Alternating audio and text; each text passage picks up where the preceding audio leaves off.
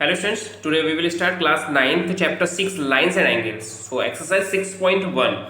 So इससे पहले मैं आपको थ्योरम 6.1 बता चुका हूँ. तो थ्योरम जो होती है इंपॉर्टेंट होती है, सभी को सही तरीके से आप समझ कर करेंगे. ओके, सो थ्योरम के बेस्ड पर ही सब रहेंगे. एक्चुअली इसमें देखिए लाइंस एंड एंगल्स हैं, ट्राइंगल्स हैं, इसमें ज़्यादा कुछ करने का नहीं होता है, बस समझने का होता है. इसलिए सही तरीके से क्वेश्चन को समझते रहेंगे. और एक चीज़, जो चीज़ आपको बताई जाएगी वो नोट करने के साथ साथ एक बार सही से समझ भी लेना. और अगर वन टाइम में समझ में नहीं आया तो आपके पास ऑप्शन है, सेकंड टाइम आप यहाँ पर देख भी सकते हैं. ओके, सो स्टार्ट करते हैं. Lines A B and C D intersect at O. A B और सी डी ये ओ पर इंटरसेक्ट कर रही है, right. If angle A O C plus B O E 70 है, एंगल ए ओ सी और बी ओ ई इन दोनों का सम कितना गिवन है हमारे पास 70 degree and B O D 40 degree, meaning ये है हमारे पास 40 degree, right. Find angle B O E and reflex angle C O E. ठीक है, रिफ्लेक्स एंगल की हम बात करेंगे तो जैसे ये एंगल है, ये एंगल सपोज कीजिए 60 डिग्री है, तो इसका जो रिफ्लेक्स एंगल होगा वो हम ये होगा, इसको हम 360 में से माइनस कर देते हैं. तो रिफ्लेक्स एंगल की अगर हम ये एंगल फाइंड कर लें तो इसका रिफ्लेक्स एंगल 360 माइनस 60 हो जाएगा. मीनिंग जैसे रिफ्लेक्स एंगल सी ओ ई फाइंड करने के लिए कहा है, तो सी ओ ई ये एंगल जब हम फाइंड कर लेंगे तो ये फाइंड करने के आफ्टर इसको 360 में से माइनस कर देंगे तो हमारा रिफ्लेक्स एंगल फाइंड हो जाएगा. क्लियर? फिर से बता रहा हूँ, पहले जो गिवन होता है उसको लिख लेते हैं.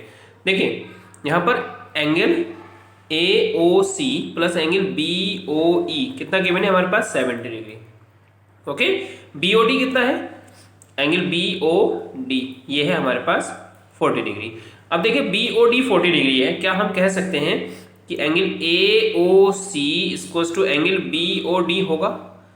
बोलिए, क्या हम ए ओ सी को बी ओ डी के इक्वल कह सकते हैं? यस. क्यों? क्योंकि ये वर्टिकली अपोजिट एंगल है, राइट. आपको थ्योरम 6.1 बताई है. अगर अभी समझ में नहीं आया क्वेश्चन तो उससे पहले आप थ्योरम 6.1 इससे पहली वाली वीडियो जरूर देख लेंगे आप, राइट. अगर पहली वाली वीडियो नहीं देखोगे तो कुछ समझ में नहीं आने वाला है, और पूरा देखिए वीडियो को तभी समझ में आएगा. ये नहीं कि बस नोट करना है आपको, नोट करने पर आप नोट तो कर सकते हैं बट समझ में नहीं आएगा. इसलिए सही तरीके से क्वेश्चन को पूरा समझिए, उसके बाद नोट कीजिए, राइट. तो देखिए क्या करेंगे, इसमें ए ओ सी जो होगा वो बी ओ डी के इक्वल होगा, राइट. क्यों होगा? क्योंकि ये वर्टिकली अपोजिट एंगल है. यहाँ पर नोट कर देंगे वर्टिकली अपोजिट एंगल, राइट. और वर्टिकली अपोजिट एंगल कैसे होते हैं? इक्वल होते हैं. तो एंगल ए ओ सी अगर हम बात करें तो हमारा कितना आ जाएगा 40 डिग्री. तो हमारा ए ओ सी 40 डिग्री हो गया. अब देखिए हमें ये पता है कि जो ए O C and B O ई इनका सम कितना है 70 degree. Now angle A O C plus angle B O E already given है 70 डिग्री, राइट. अब हम ए ओ सी फाइंड कर चुके हैं तो 40 डिग्री यहाँ पर ले लेंगे और बी ओ ई ले लेंगे, इसको टू 70. सो ये अगर बी ओ ई हमें फाइंड करना है तो ये 40 डिग्री इधर आकर कैसा हो जाएगा, माइनस हो जाएगा. सो बी ओ ई कितना हो जाएगा हमारा, सो एंगल बी ओ ई ये हो जाएगा हमारा 30 डिग्री, राइट. बी ओ ई हमारा 30 डिग्री हो गया. अगर बी ओ ई 30 हो गया तो हमें यही फाइंड करना था, तो फर्स्ट आंसर तो हमारा ये हो गया क्योंकि हमें बी ओ ई फाइंड करने के लिए कहा था उसने. तो ये फर्स्ट आंसर हो गया हमारा. अब हमें क्या फाइंड करना है, रिफ्लेक्स एंगल सी ओ ई. तो रिफ्लेक्स एंगल सी ओ ई फाइंड करने के लिए हमें सी ओ ई एंगल को भी फाइंड करना पड़ेगा. तो देखिए फाइंड करते हैं. सो एंगल सी ओ ई सी ओ ई कैसे फाइंड करेंगे, देखिए angle A O C plus C O E plus E O B या बी ओ ई, राइट. क्यों? कितना होगा, इन तीनों का सम कितना होगा 180 डिग्री. क्यों? क्योंकि एंगल्स लाइन पर लाई कर रहे हैं. ऑलवेज ध्यान रखिए, अगर वन लाइन पर एंगल है, चाहे 1 2 3 हो या 2 ही एंगल हो या 4 एंगल हो, कितने भी एंगल हो, अगर वन लाइन पर वो एंगल लाई कर रहे हैं तो उनका सम कितना होता है 180 डिग्री. क्लियर? तो ये बात ध्यान रखेंगे आप. तो अब इसको लिखते हैं angle A O C plus angle C O E plus angle B O E equals to 180 degree. क्यों होगा? एक मेन पॉइंट और ध्यान रखेंगे स्टूडेंट्स. देखिए कोई भी क्वेश्चन है, अगर आपने ये कह दिया कि angle A O C equals to angle B O D है, तो क्यों है, यहाँ पर आपको बताना पड़ेगा कि क्यों है. क्यों है? क्योंकि वर्टिकली अपोजिट एंगल है और वर्टिकली अपोजिट एंगल इक्वल होते हैं, राइट. तो ये पॉइंट्स आपको जरूर नोट करना पड़ेगा. ये नोट नहीं करेंगे तो मार्क्स कट हो जाएंगे आपके. ओके। अब जैसे हमने यहाँ पर कहा कि AOC और COE प्लस BOE 180 डिग्री है, क्यों है? हमें पता होना चाहिए ना क्यों है, 180 डिग्री क्यों है। अब 180 डिग्री तो ट्राइंगल का सम भी होता है, राइट। तो अब क्या यहाँ पर एंगल सम प्रॉपर्टी कह देंगे? नो, हमें वही लिखना है कि यहाँ पर 180 डिग्री है तो क्यों है, यहाँ पर 180 डिग्री क्यों है। अभी बताया था आपको, angles lie on a straight line, straight line, और स्ट्रेट लाइन पर जितने भी एंगल लाई करते हैं उनका सम कितना होता है? 180 डिग्री, राइट। अब एंगल AOC और BOE, इसका सम कितना है? 70 डिग्री। तो AOC और BOE के प्लेस पर क्या लिखना है?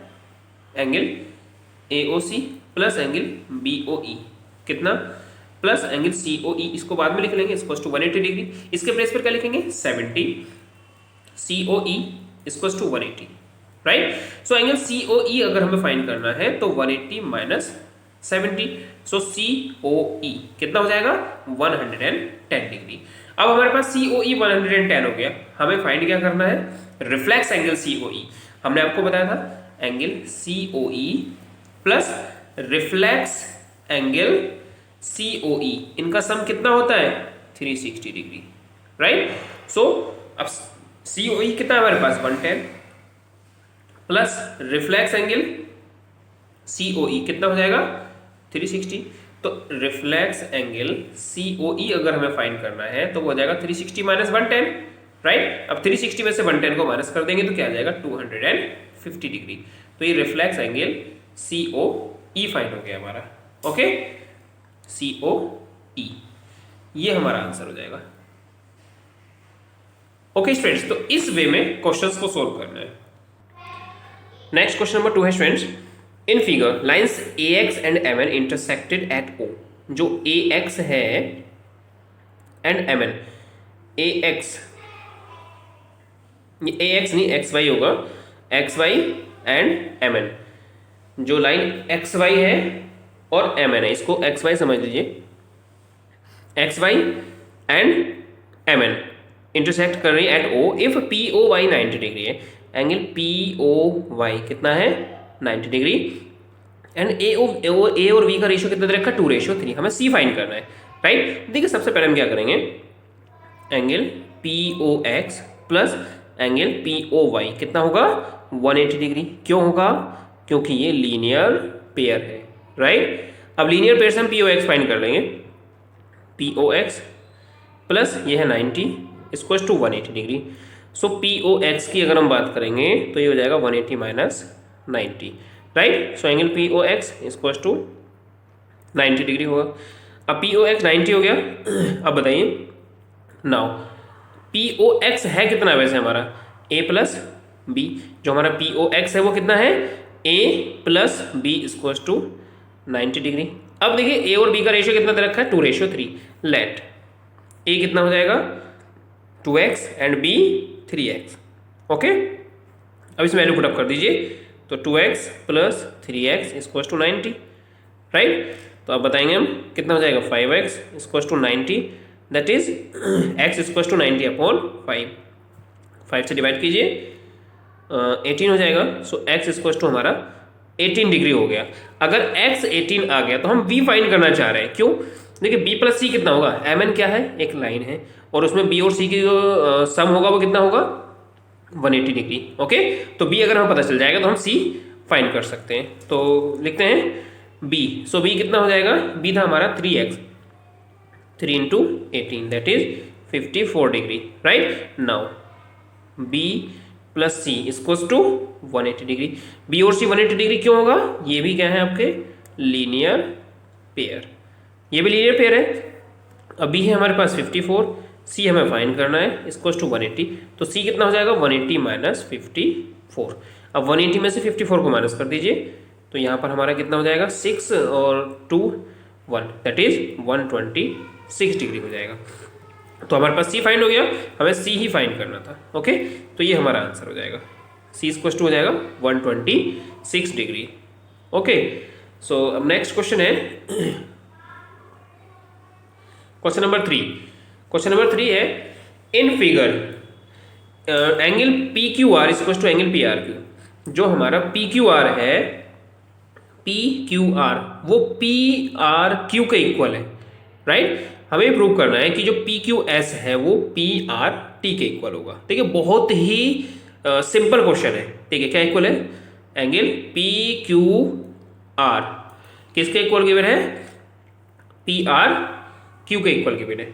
ठीक है, अब देखिए इसमें एक काम करना पड़ेगा हमें। अगर मैं यहां पर माइनस लगा दूं, minus angle P Q are minus angle P R Q, कोई प्रॉब्लम है? नहीं ना। अगर सपोज कीजिए थ्री के इक्वल है तो -3 तो -3 के इक्वल होगा, इसमें तो कोई प्रॉब्लम ही नहीं है, माइनस लगा सकते हैं हम। अगर मैं इसको 3 को 8 में से माइनस कर दूं और इसको भी 8 में से माइनस कर दूं तब भी 5 बचेगा और ये भी 5 बचेगा, इक्वली होंगे ना। तो हम यहां पर वही करने वाले हैं। तो ये 180 minus angle P Q R equals to 180 minus angle P R Q कर देंगे, राइट। मतलब कोई प्रॉब्लम नहीं है ना इस तरीके से करने में, आई मीन ऐसा कर सकते हैं हम। ठीक है, अब 180 में से अगर हम पी क्यू आर को माइनस करेंगे तो कितना बचेगा? क्योंकि इसका और इसका सम कितना है? 180 डिग्री होगा ना, लीनियर पेयर। तो ये बचेगा एंगल पी क्यू एस। जो पी क्यू एस है वो किसके इक्वल हो जाएगा? एंगल पी आर टी के इक्वल हो जाएगा। देखिए यही प्रूव करना था कि पी क्यू एस जो होगा पी आर टी के इक्वल होगा। तो ये हमारा प्रूव्ड हो गया। ओके।